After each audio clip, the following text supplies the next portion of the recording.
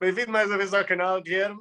Epá, voltamos aqui a uma nossa terceira conversa sobre jogos, se bem me recordo, pá, e terceira. Portanto, vamos quase com, pá, não diz um ano de intervalo, mas são uns intervalos ainda grandinhos.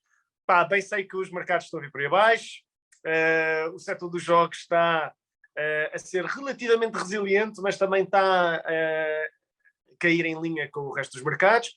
Mas há aqui uma questão que tem sido prevalente nas últimas conference calls, que é de que forma então é que os jogos, neste caso os jogos que estão a ser falados, no geral não está a haver aqui uma separação entre AAA Gaming e Mobile Gaming, mas de que forma é que o mercado dos videojogos é resiliente a uma quebra na confiança do consumidor, portanto, de que forma é que uma redução no consumo discricionário vai morder as receitas de videojogos e como é que isso pode afetar margens, valuations, mas mantendo na top line, o que é que tu achas sobre isto? Sim. Bem, para começar, obrigado mais uma vez por teres convidado.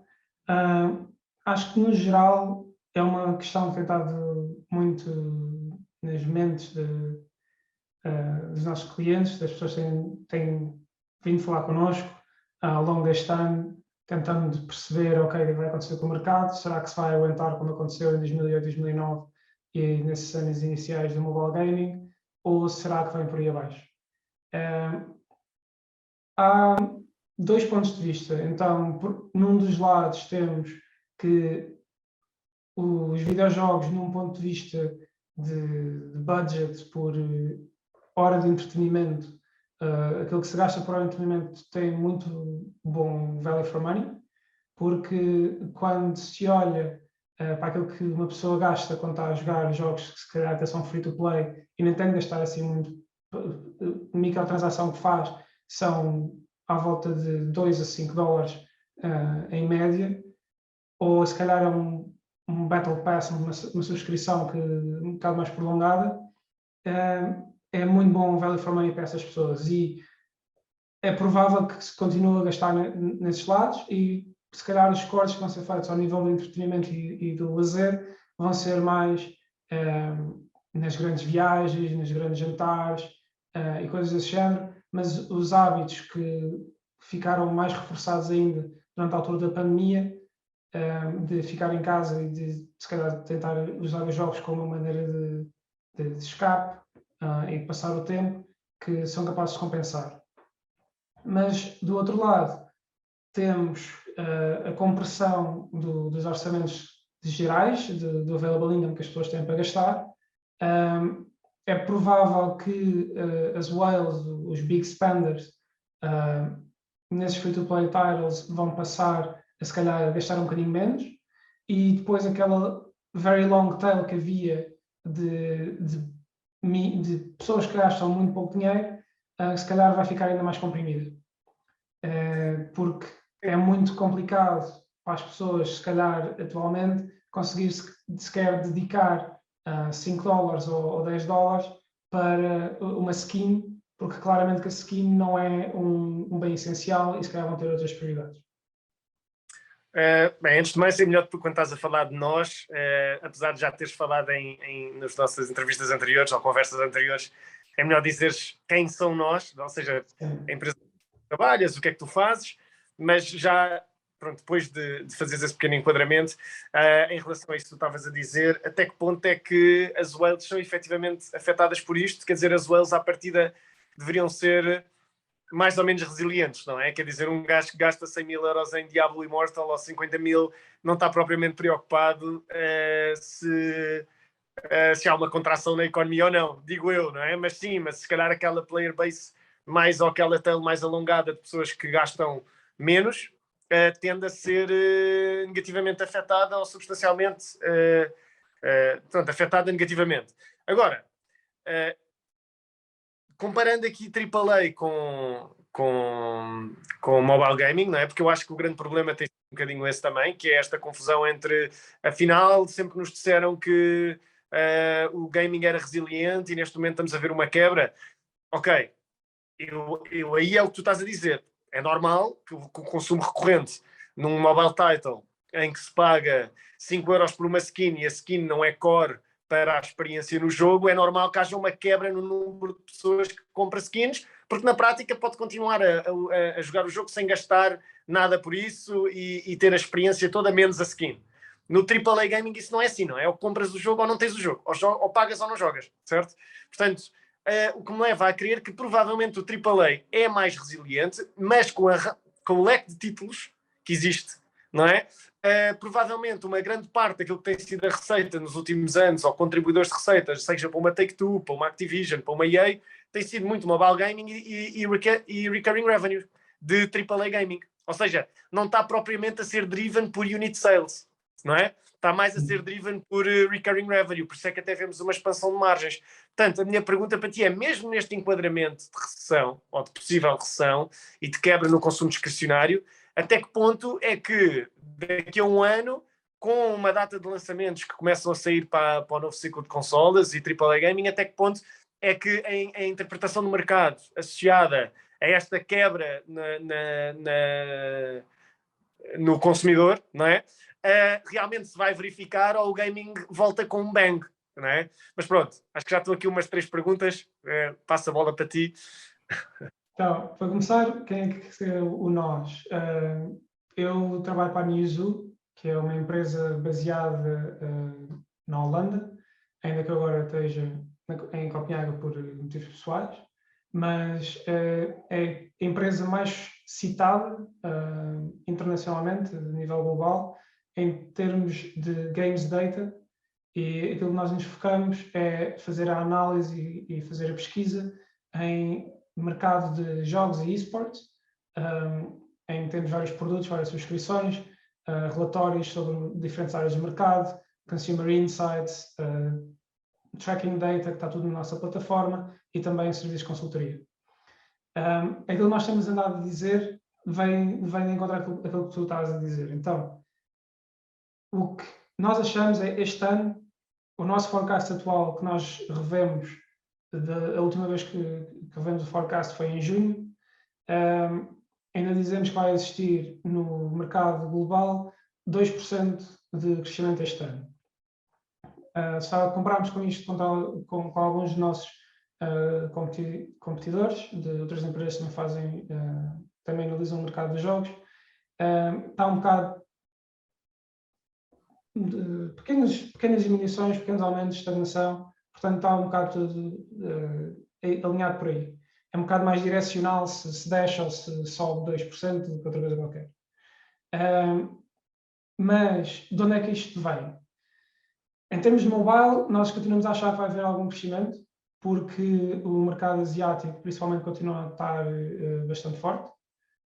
Ainda que, se olharmos para mobile noutras áreas, pode estar a haver uma pequena diminuição, mas China e Japão continuam bastante forte e, no cômputo geral, ainda vamos ver algum crescimento em mobile, é o que nós acreditamos. Porque, deixa-me fazer essa ressalva, nós nos nossos números não incluímos advertising, portanto não há publicidade e, portanto, estamos a olhar para o impacto que as novas políticas da App Store e de tracking data, de privacy e tudo mais têm em termos de publicidade e de valuation dos anúncios e as receitas que têm nos anúncios e tudo mais, isso nós não incluímos. Portanto, só vindo de user spending em Battle Passes e tudo mais, ainda achamos que o mobile vai crescer. O que está mais complicado, diz-me.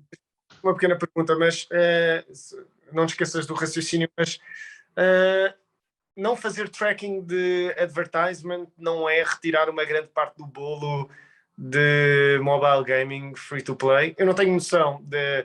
Podemos olhar para ARPUs, mas o ARPU, de que ponto é que um ARPU de um Candy Crush é contribuído por in-game sales versus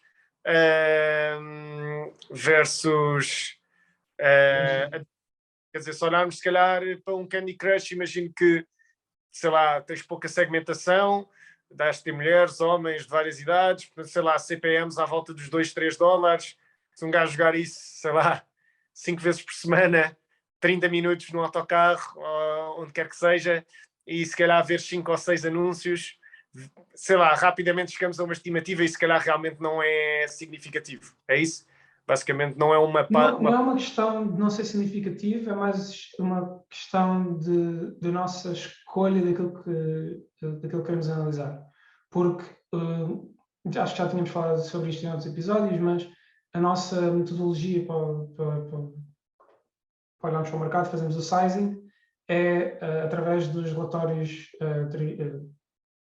trimestrais de todas as empresas, onde eles normalmente fazem a segmentação de o que é que vem de advertising e o que é que vem de IAP.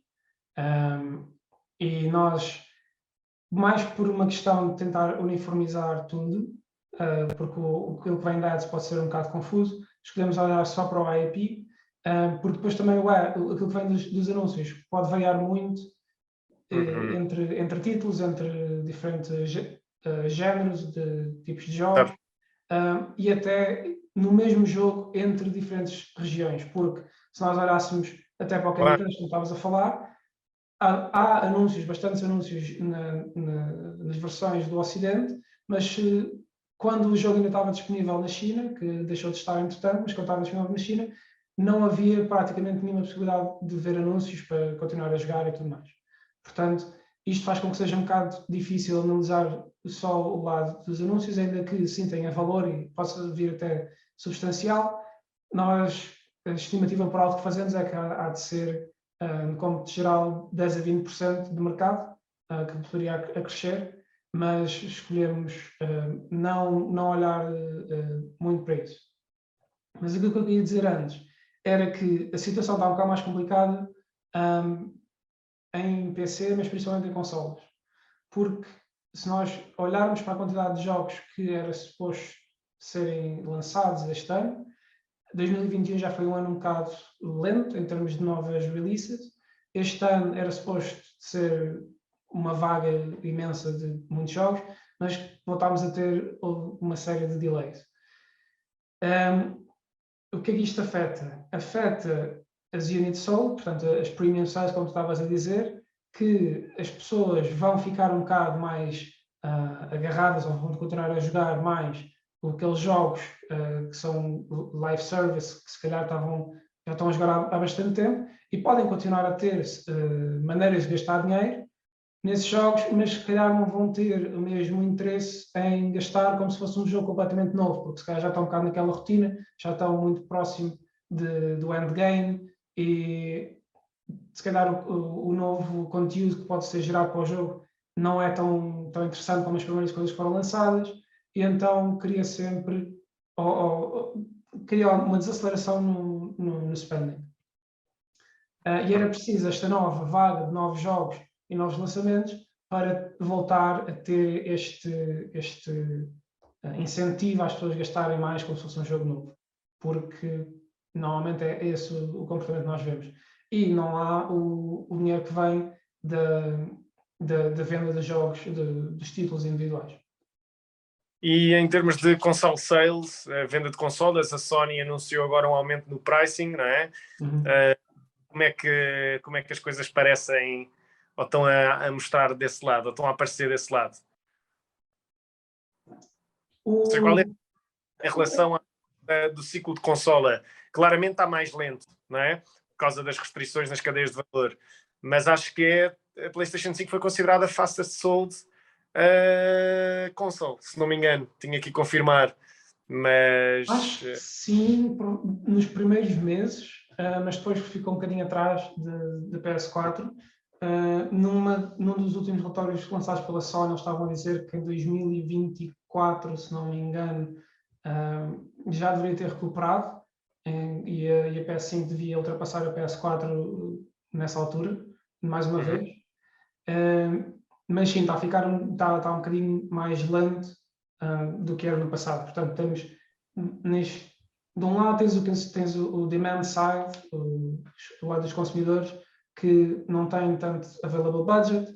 Sim, gaming é mais acessível, mais affordable do que outros tipos de entretenimento, mas pode haver alguma fatiga das pessoas de estarem mais tempo a jogar, que se calhar aproveitaram agora o verão e foram simplesmente passear, mas não necessariamente fazer grandes viagens, mas passar mais tempo fora com os amigos, este tipo de convivência.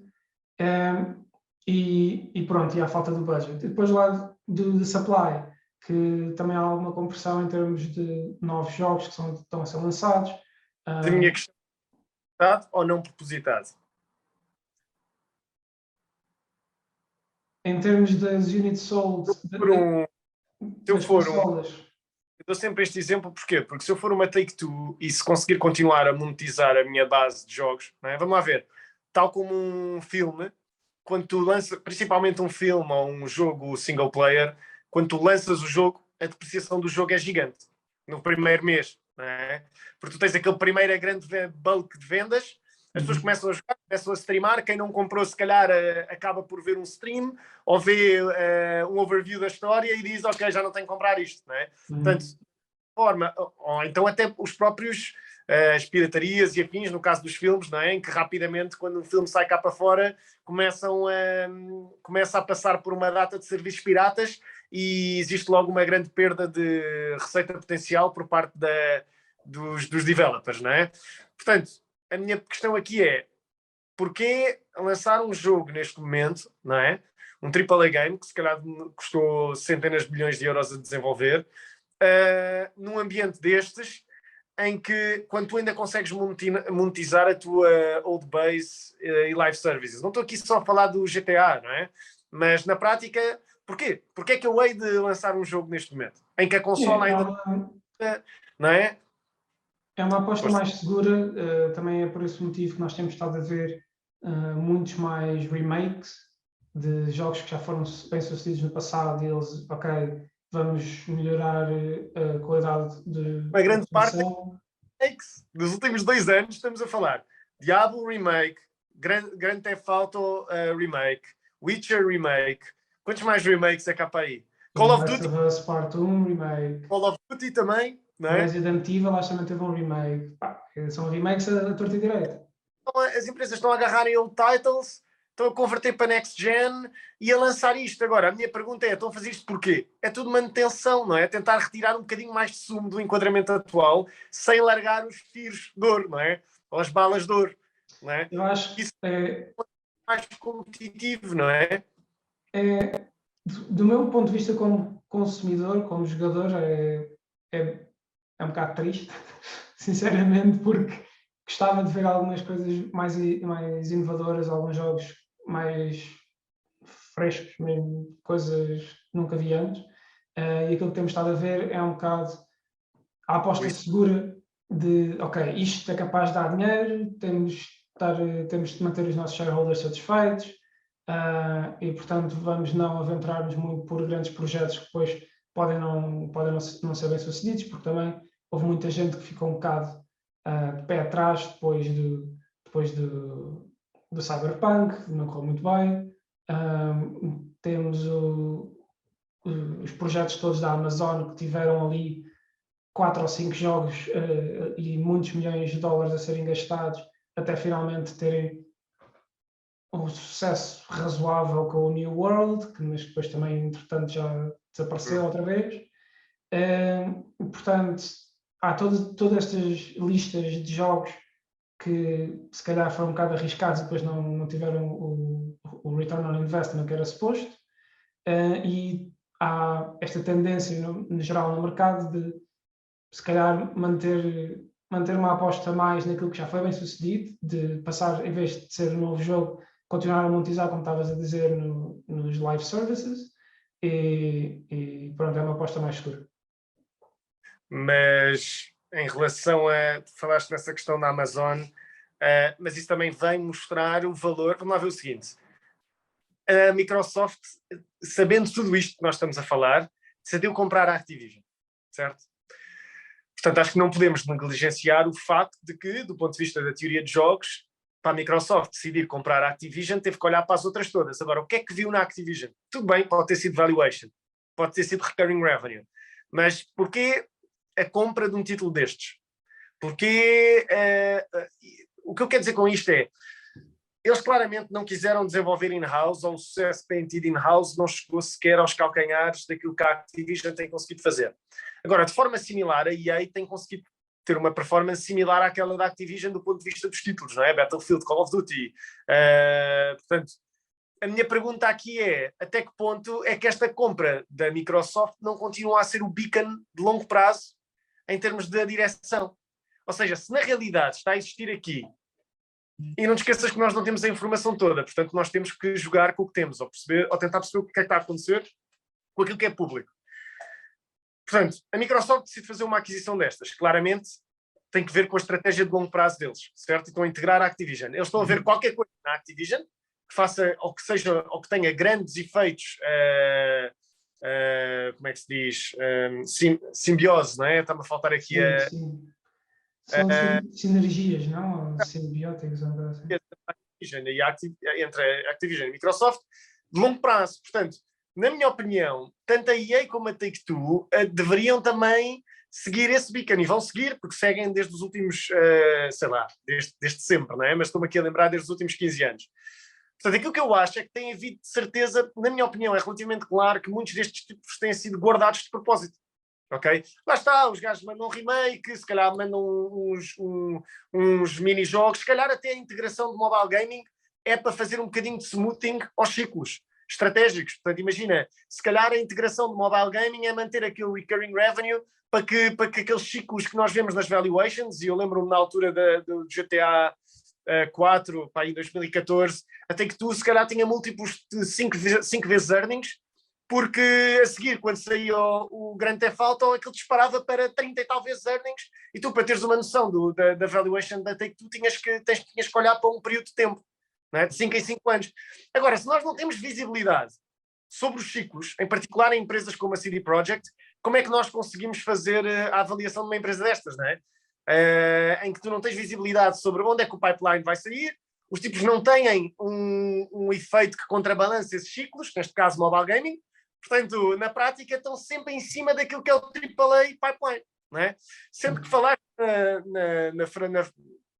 no fracasso do Cyberpunk, é um bocadinho misto, não é? Houve pessoas que adoraram, pessoas que não gostaram por causa dos problemas técnicos, mas o que eu achei interessante é que foi a primeira vez que eu fui forçado a subscrever um serviço de streaming para experimentar um jogo sem ter que gastar 3.000 euros no computador, ok? Portanto, eu senti isso pessoalmente, ok? Eu que se calhar era meio cético nesta questão do streaming inicialmente, de repente vejo-me obrigado a dizer, ok, não consigo arranjar uma PlayStation 5, não tenho um computador, nem vou gastar 3.000 euros para jogar o Cyberpunk, há alguma alternativa, não é? Instalo o NVIDIA GeForce Now e está feito. E consigo experimentar e jogar. Portanto, eu acho que o Cyberpunk, apesar de ter sido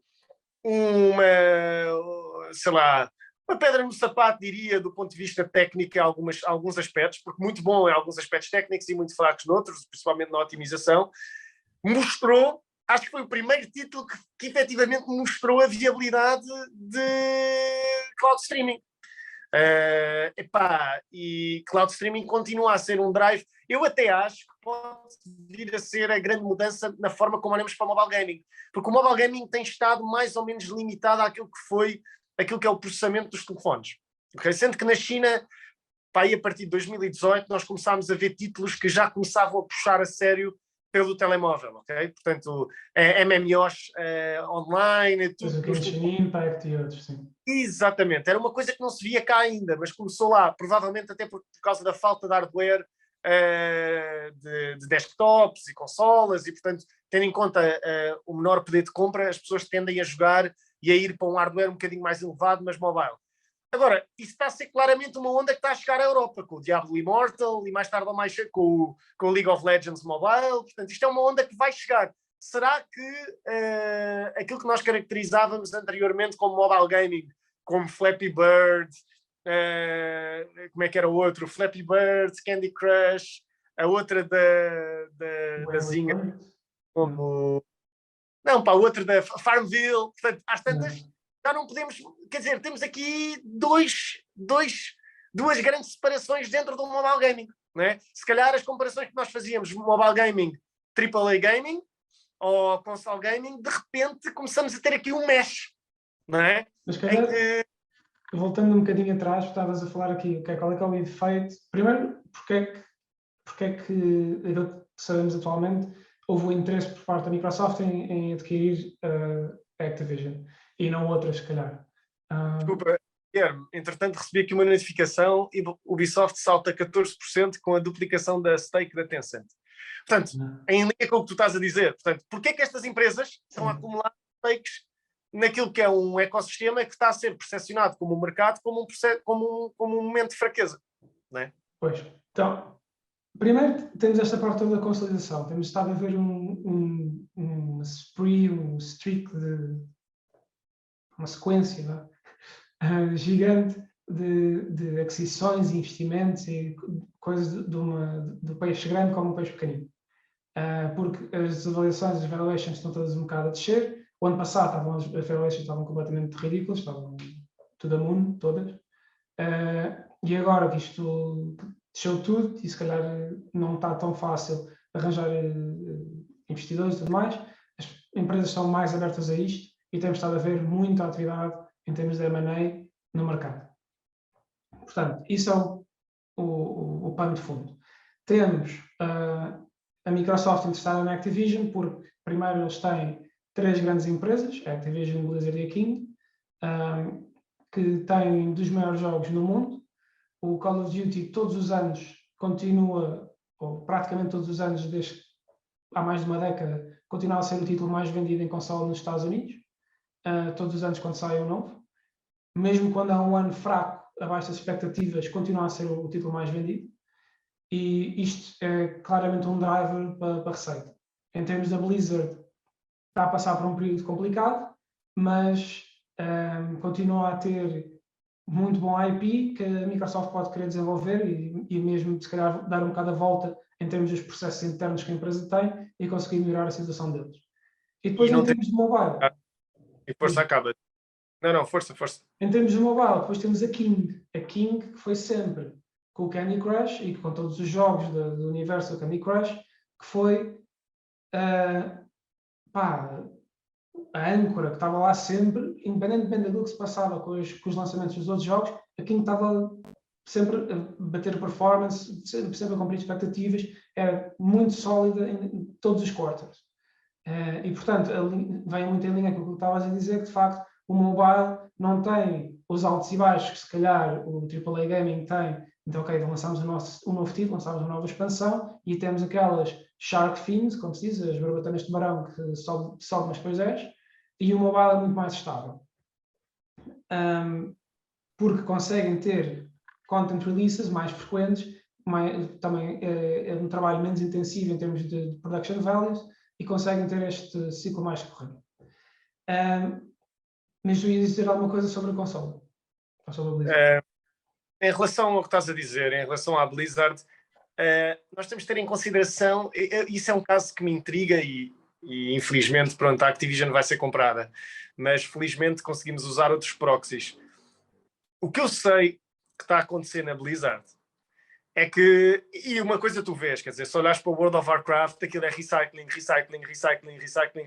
okay? Provavelmente tu não acompanhas de perto, mas muitas das animações são as mesmas, mudam as textures, mas muito daquilo que é a base do jogo, o engine, tudo, é tudo igual, e é o mesmo quase portanto, o jogo saiu em 2004, portanto quase há 18 anos, ou quase há 20 anos, portanto há uma reutilização brutal, ok? Agora, há desenvolvimento internos de outros títulos, pronto. Quem acha que não, está de olhos fechados, portanto, claramente existem desenvolvimento interno. Agora foi cancelado um título, mas eu sei for a fact que existem coisas internamente, se calhar com potenciais parecidos a Warcraft e afins, mas que ainda estão debaixo de mantas, ok? Portanto, sabendo que isto acontece na Blizzard e está a acontecer na Blizzard, e faz sentido, porque na prática vamos lá ver o seguinte: se tens um cash cow a gerar dinheiro e se tu sabes que a tendência de longo prazo, se atingiste o pico do teu jogo é para descer, tu não vais continuar a alocar recursos numa coisa que está a morrer. Não é? Mais rapidamente tu tentas replicar a receita noutro sítio, ou usas a mesma Magic Formula e replicas num novo IP. Ou tentas replicar. Portanto, vamos lá ver o seguinte. A Take-Two e a EA estão claramente também a tentar replicar isto. Claro que nenhuma delas tem um título tipo World of Warcraft, não é? Portanto, vamos falar a Blizzard, o grande... Não, ninguém... FIFA, se calhar, chega lá Não, perto. certo, tem que ver, não é o mesmo género, não é? Vamos lá Sim. ver. O género é importante, porque não canibaliza o resto. Sim. World of Warcraft não canibaliza Call of Duty, não canibaliza Candy Crush, não é? A EA tentou se calhar lançar aquele jogo dos robôs que não me lembro agora do nome, há 3 anos, mas que também falhou. O Anthem, não é? Sim, sim, sim. Desculpa lá, não sei se me estás a ouvir, é que decidi tirar o meu problema de estar a fazer isto no telefone. Epá, portanto, o que é que eu quero dizer com isto? É que não podemos fechar os olhos ou ser naivos em relação àquilo que não está a ser comunicado. Okay? E o que nós sabemos é que está a existir um esforço de integração, de aquisição, como tu estás a dizer, um merging spree, não é? Mas porquê? Será que nós não sabemos tudo? Percebes o que eu quero dizer? Portanto, eu acho que é preciso ter cuidado, mas principalmente no momento em que as taxas de juros estão a subir. Isto faz-me lembrar um bocadinho aquela situação em que tu deixas 2 carros, um a ir em direção ao outro e ver qual é que é o primeiro a virar, a desviar, a haver um choque. É que neste momento os investidores estão principalmente em small caps, estão a ver o quê? Mesmo numa Take-Two. O que é que tu estás a ver? Tu estás a ver as taxas de juros a subir, pipeline não comunicado, uma workforce enorme, não é?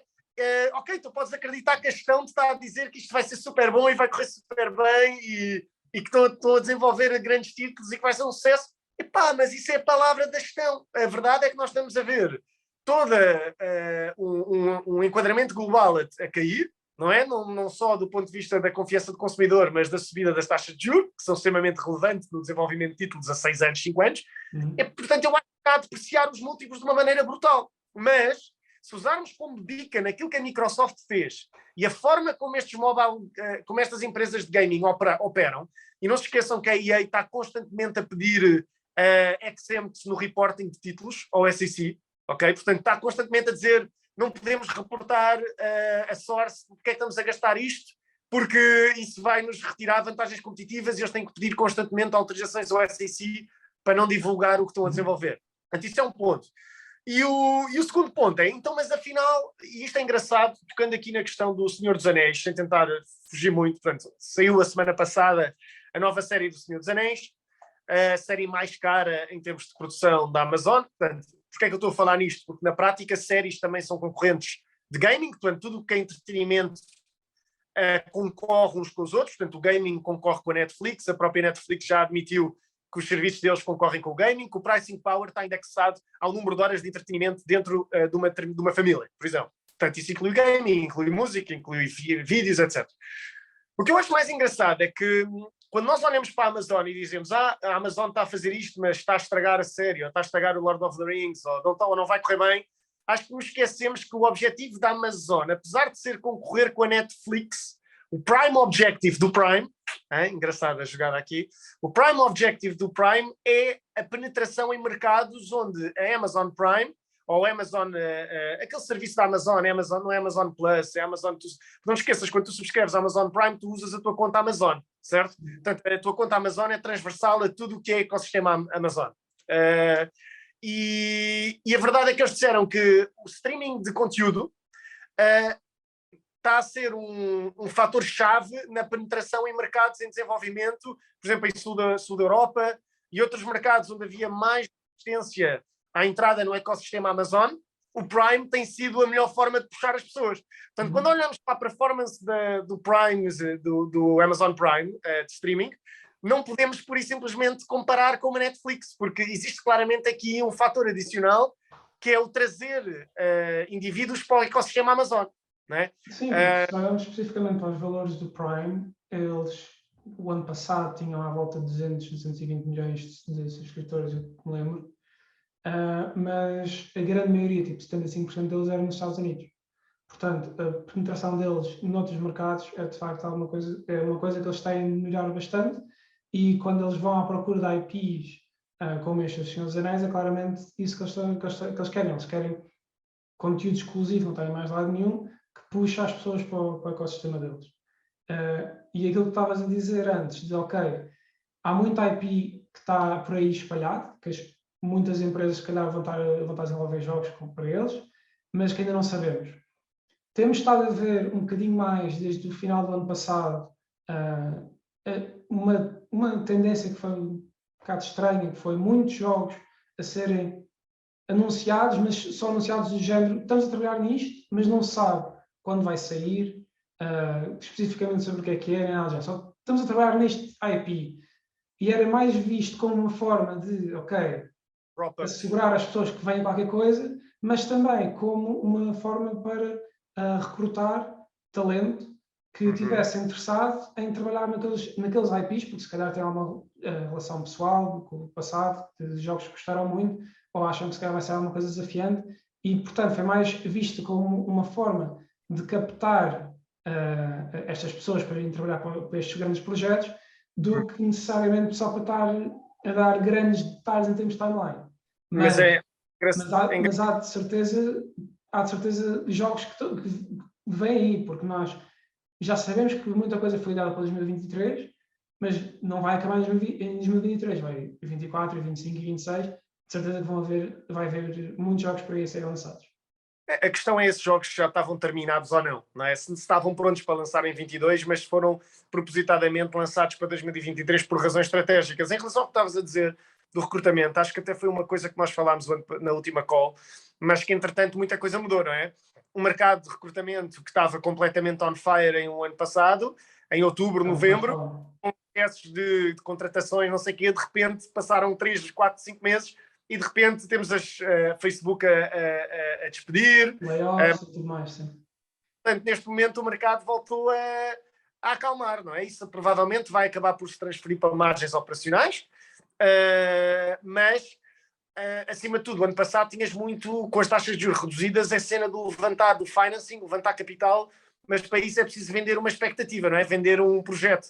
E é importante esses lançamentos e esses CGI trailers e afins para tentar captar esse investimento. Neste momento já não é possível, por mais bom que o teu trailer seja, as condições de mercado mudaram completamente.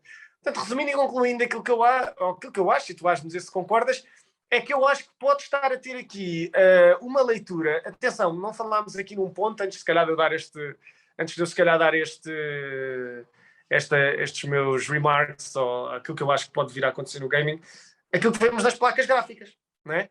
Portanto, todas as empresas de GPUs estão a anunciar fraqueza em gaming revenues, não é? Neste caso em particular, GPUs vendidos a gamers, ok?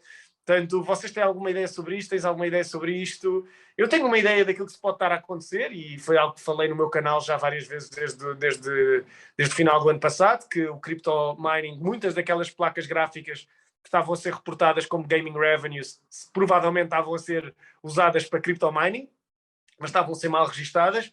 Portanto, agora este desaceleramento tem mais que ver, provavelmente, não só com uma redução em cripto, portanto, nas vendas para cripto, mas ao mesmo tempo o efeito das placas gráficas que foram compradas para minar e que de repente já não são, ou as margens de mining caíram, se calhar muitas das placas que foram vendidas já não conseguem ser usadas de forma lucrativa e, portanto, todas as pessoas que compraram estas placas de repente vão para os OLX e para os eBays e afins vender as placas que compraram a desconto. O que é que isto acontece? Ou há um grande salto de inovação na Next Gen da Amazon e da AMD, da AMD e Nvidia, não é? E até Intel, ou então este inventário que acabou por ser expelido para crypto mining, que agora começa a entrar no mercado secundário, vai afetar as vendas da AMD e da Nvidia, e mesmo que haja um salto tecnológico, com o enquadramento atual Estás-me a ouvir bem? É que ligaram. Com o enquadramento atual de quebra de receita, com a quebra da confiança do consumidor, isso nem sequer vai vender. Portanto, na prática, o que eu acho é que se isto for interpretado o que eu quero dizer com isto é, até que ponto é que não está a haver aqui uma tempestade perfeita de interpretação no mercado que o gaming está muito mal, e na realidade temos várias layers, não é?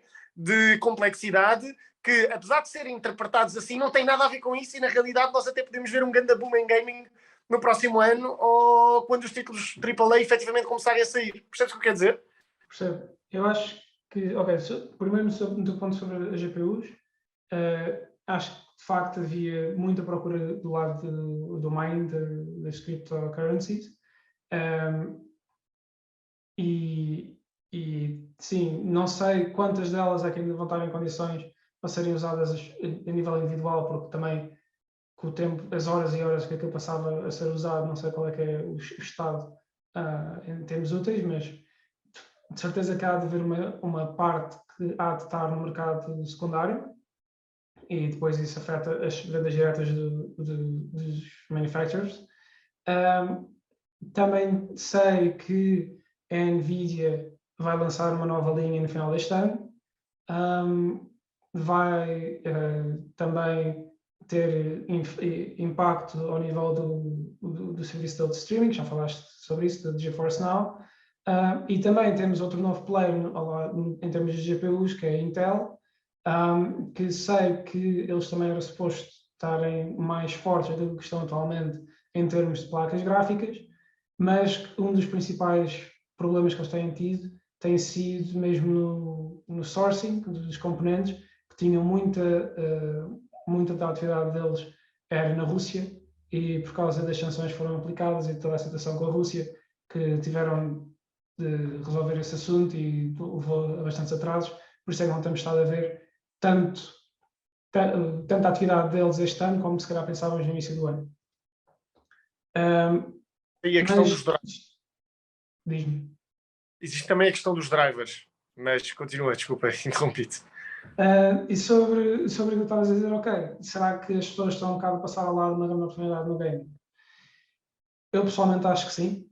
Acho que o mercado no geral está-se todo um bocado demasiado cauteloso atualmente, porque, ok, viemos de uma fase de muita atividade, que estava muito ao rubro ano passado, e as coisas de certeza que acalmaram atualmente, mas acho que estamos a ver uma sobrecorreção daquilo que as pessoas acham que o mercado gaming vale.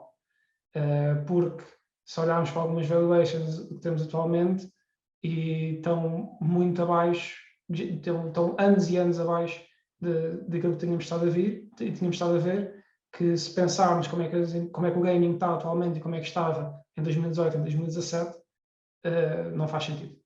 Não faz sentido pensar que as oportunidades de crescimento e a receita que as empresas podem gerar agora, nos próximos anos, são as mesmas que estavam em 2018, como se nada tivesse passado de primeiro. E, portanto... Taxas de juros similares ao que estavam em 2018. Em 2018, 2019, principalmente em 2019, as taxas estavam elevadas e as expectativas de uma recessão em 2020 já existiam. E, portanto, mesmo desse ponto de vista, o cenário era mais ou menos parecido, não é? Portanto, é importante referir isso. Sim, e eu acho sinceramente que, não sei quando, mas vamos ver uma viragem em que as coisas vão começar a subir. Eventualmente, acho que se calhar até pode acontecer ainda este ano, dependendo de como é que as coisas evoluem mais ao nível macro. Mas também pensando se calhar mais no futuro, e num tópico que tu já falaste também, e que é uma das áreas em que eu me foco mais aqui no Newzoo, em termos de cloud gaming, tem estado a haver muitas novidades em termos daquilo que podemos esperar como pode acontecer nesse mercado, ainda que nas nossas estimativas ainda vai continuar a ser cloud gaming uma pequena parte do mercado total de jogos, é algo que tem muitas pernas para andar e espaço para crescer. Se nós virmos atualmente o que é que está a passar com a Microsoft, que é uma das empresas que está mais investida no cloud gaming, toda a proposta de valor que eles estão a apresentar ao mercado em termos de subscrições e de joga quando quiseres, onde quiseres, e desta flexibilidade e de manter o Game Pass com uma biblioteca de jogos de muito de price quality, um rácio muito elevado, é impossível negar, nos meus olhos, que o cloud gaming pode ser toda uma nova vaga de crescimento para o mercado em geral. Eu comparo o cloud gaming que podemos ver nos próximos anos com aquilo que aconteceu com o mobile. Com o 4G. Sim, o mobile, 4G e tudo mais. Porque aquilo que nós vimos... 4G, que tiveste essa revolução em mobile. Sim. E na altura em que os dados móveis começaram a cair, os preços dos dados móveis começaram a cair, foi nessa altura que foi assim um boom gigante. Aliás, foi a altura em que a King fez IPO, a Glu fez IPO, a Zynga fez IPO, mas continua. Porque se nós vamos ver, ok, o que é que se tem estado a passar neste mercado nos últimos tempos? Nós temos várias empresas que já estão... Ok, o nova vaga de cloud gaming começou em 2019, 2020 foi o boom, toda a gente a correr, a procurar, ok, como é que eu agora vou satisfazer esta procura, porque houve o lançamento do Cyberpunk, de facto levou muita gente a procurar este tipo de serviços, mas houve um crescimento de procura de gaming e de gaming hardware no geral. Em 2021 as coisas acalmaram um bocadinho, principalmente na segunda metade do ano, mas as empresas de cloud gaming usaram esta oportunidade para, ok, vamos melhorar os nossos serviços, vamos melhorar a nossa infraestrutura, a nossa tech, e agora vamos começar a crescer. Em 2022 temos estado a ver o lançamento dos serviços de cloud gaming nas televisões. Já vimos a Samsung, que lançou o Samsung Gaming Hub, que para além de agregar as consolas que a pessoa pode ter, também tem um acesso rápido a todas, não todos, mas os principais serviços de cloud gaming atualmente, e ainda devem expandir para mais alguns. Eles tinham isto em exibição na Gamescom, que eu fui lá há 2 semanas, e várias pessoas a experimentar e pronto, ficarem impressionados com o que se consegue fazer com o cloud gaming. É uma coisa que nós temos estado a ver na nossa pesquisa no mercado, nos questionários que fazemos e tudo mais, as pessoas estão mesmo satisfeitas, e quando uma pessoa começa a usar cloud gaming é muito provável que continue a utilizar e com mais regularidade. E depois nós vemos este primeiro passo, ok, de availability, está em todo o lado, mas depois também a democratização que pode vir por parte do cloud gaming, que é, ok, a pessoa não precisa de ter um PC de 2.000 ou 3.000 dólares, não precisa de ter uma consola, porque até atualmente basta simplesmente, ok, já tenho uma televisão Samsung 2022 ou para a frente ainda não existe, mas pronto, no futuro, tenho uma Samsung 2022, consigo estar simplesmente a jogar, não preciso ter uma consola. As televisões 2022 são caras, são, mas pelo menos sempre poupa 500 paus numa consola. E depois... Uma consola. Num PC, então, os valores são muito mais elevados. E mesmo depois ao nível dos telemóveis, do mobile gaming, que nós temos, uma das principais vantagens de mobile cloud gaming não é necessariamente os smartphones não serem fortes o suficientes. Sim, ok, alguns jogos que são um bocado mais puxados podem estar limitados em termos de RAM, ou em termos de, principalmente da RAM, mas cara de CPU também um bocado, mas poupa a bateria. Poupa a bateria e poupa também storage, que é algo fulcral para as pessoas terem, que se olhas para o Genshin Impact, o jogo, para tu instalar o Genshin Impact no teu telemóvel, são 8 ou 10 GB que estão com a memória. O Immortal é outro tanto. E estes jogos por aí também vão começar a ser cada vez mais populares. E, portanto, se nós olharmos principalmente para o mercado chinês, há muita procura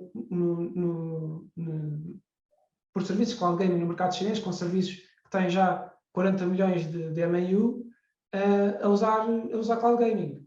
É difícil monetizar o MAU no mercado chinês? É, porque é um bocado complicado.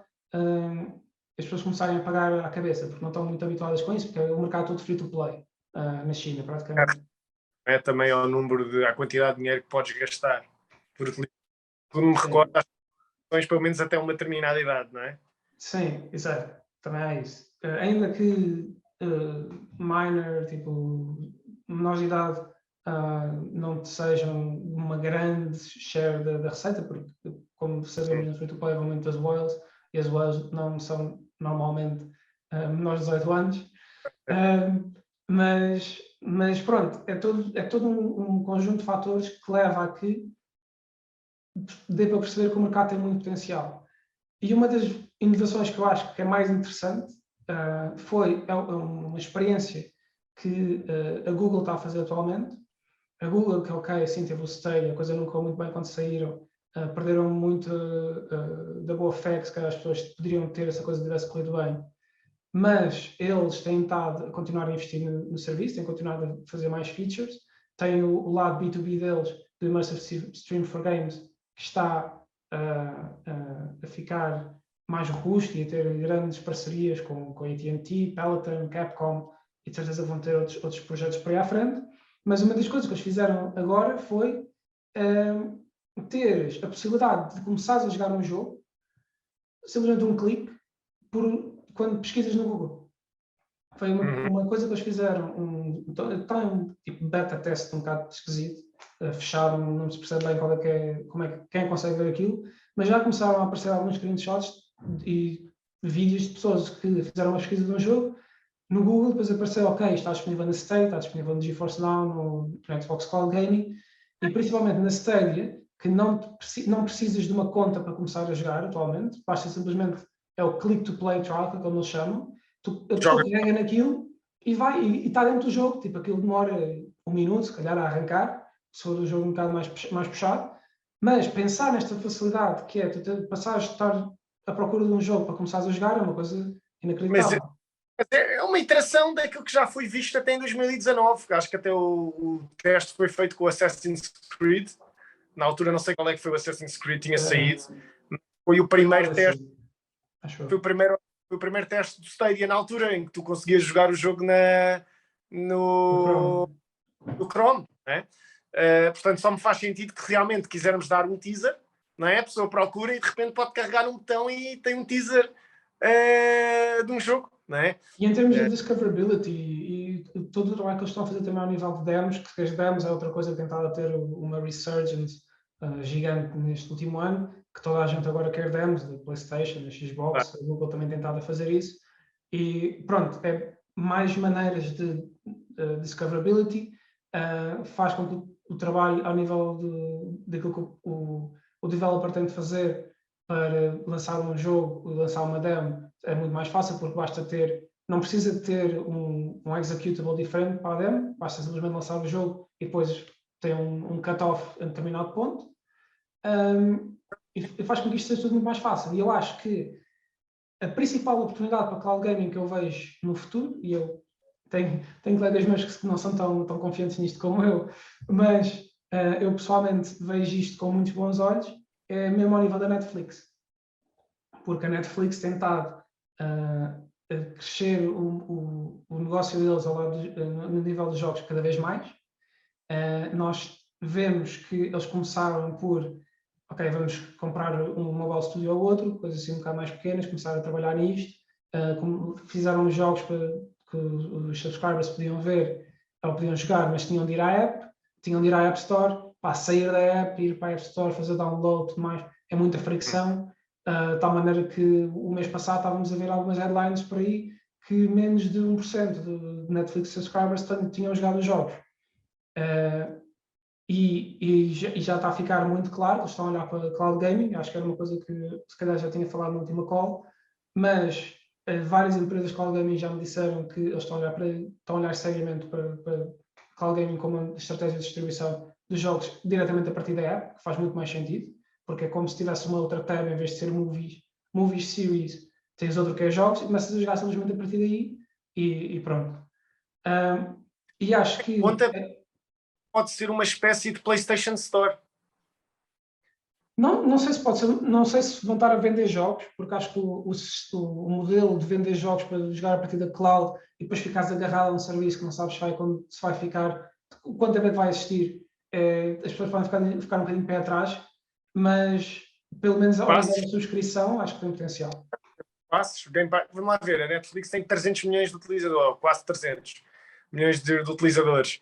Quer dizer, se tu adicionares uma componente de jogos em que podes ter, por exemplo, esse video game testing, testar o jogo, testar, e Game Pass Subscription, em que a Netflix fica com 20% das receitas a Microsoft Game Pass, ou até mais, porque está a mostrar os jogos a um catálogo de pessoas, ou seja, está a fazer advertisement de jogos que não são deles. Ou seja, usarem aquilo quase como a Sony faturou, né? Portanto, a Sony faz 30% para cada venda de jogos, ou 20% para cada venda de títulos através da Store. Até que ponto é que a Netflix também não se pode converter numa Store? Porque é que tudo aquilo que eles oferecem tem que ser deles? Não tem que ser deles. Não, Eles não. podem dar um bocadinho essa parte, tendo em conta que já estão no streaming, não é? Mas até te digo mais, que há duas coisas. Primeiro, acho que eles a entrar no cloud gaming, e acho que eles vão entrar, ainda que tenha havido algumas notícias sobre job listings que eles têm para engenheiros e tudo mais de cloud gaming, não acho que eles vão fazer isso de raiz do lado deles. É muito dispendioso e eles não sei se têm o apetite ou a vontade para fazer uma coisa dessas, mas acho que há uma grande oportunidade para um B2B deal, tanto com uma Microsoft, como uma Nvidia, com até a Google, porque a tech B2B da Google até funciona bastante bem, e é um mercado onde eles se especializam bastante, mas há todo um conjunto de grandes empresas de cloud gaming que a Netflix podia ser uma oportunidade excelente para eles, e Sim, não sei qual é eu que vai concordo. acontecer, mas não ficava muito impressionado se visse nos próximos 6, 12 meses um grande anúncio de Netflix Partners with Mas tu estás a infrastructure-wise, não é? Eles trabalham muito com a AWS, com a Amazon. Eu estou a falar mesmo do ponto de vista dos títulos, do conteúdo. Sim, mas por isso é que se calhar vais ter... Em content development, ou se podem literalmente ir ter com outros software developers e dizerem assim, nós temos 300 milhões de gajos que não têm, temos 300 milhões de gajos que não têm computador nem consola, ok? Portanto, não tem nada... Alguns são capazes de ter. Hã? Alguns são capazes de ter computadores e consola. Mas o que eu quero dizer? O que eu estou a dizer é que uma Sim. proporção pode ter, ou pode não querer, ou pode não ter, podem nem ter experimentado.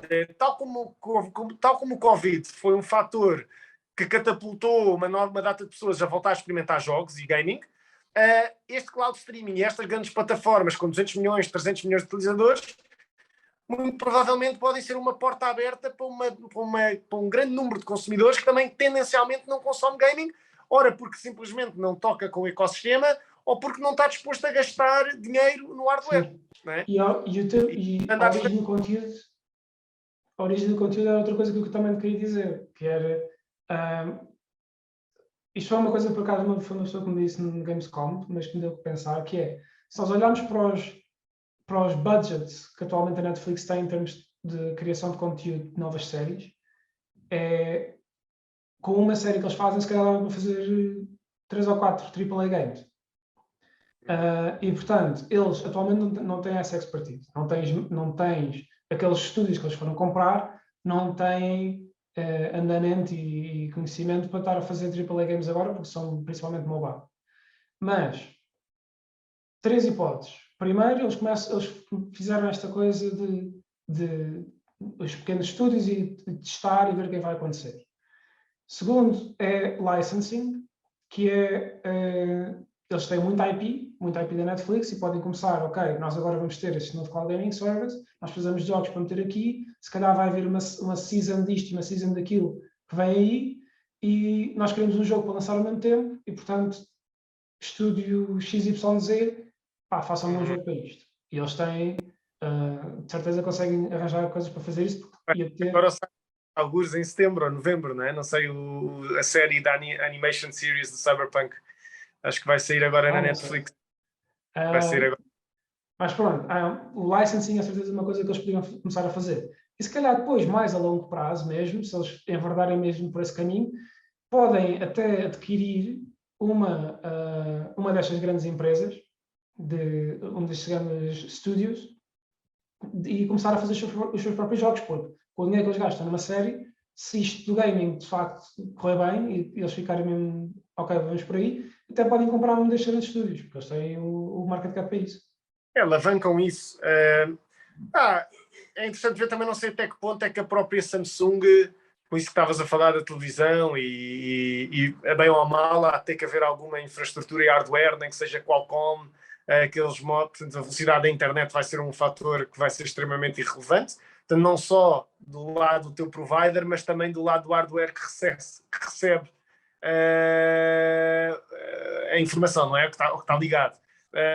Portanto, até que ponto é que a própria Samsung não pode começar a tentar alavancar aquilo que é a base instalada com subscriptions ou fees, portanto, se é o consumidor ou se é jusante ou para trás, se é para a frente ou para trás na cadeia de valor, quem é que acarta com esses custos, mas eles podem também começar a tentar monetizar essa vertente. Aquilo que uma pessoa da Samsung me disse na Gamescom, que eu também falei com eles lá, foi que eles atualmente não têm nenhuma revenue share com os cloud gaming providers, nem com as consoles, nem nada mais, e que atualmente eles só simplesmente fizeram a plataforma e quem quiser e puder está lá.